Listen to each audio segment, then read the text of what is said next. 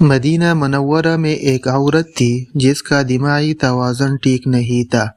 ایک دن حضور صلی اللہ علیہ وسلم ممبر پر تشریف فرما تھے کہ وہ عورت دروازے تک آئی اور آقا صلی اللہ علیہ وسلم کو اشارہ کیا کہ باہر تشریف لا کر اس کی بات سن لے۔ حضور صلی اللہ علیہ وسلم باہر تشریف لے گئے۔ کڑکتی دھوپ، عرب کا موسم، اور اس عورت کا عقلی توازن بھی ٹھیک نہیں، مگر آقا صلی اللہ علیہ وسلم دھیان سے اس وقت تک اس کی باتیں سنتے گئے جب تک کہ وہ خود نہیں تک گئی۔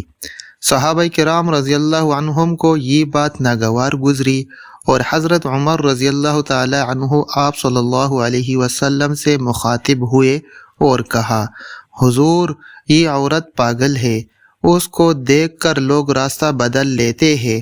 آپ صلی اللہ علیہ وسلم کا وقت قیمتی، بدن نازک اور نبوت کی گہری ذمہ داری آپ پر عائد ہے۔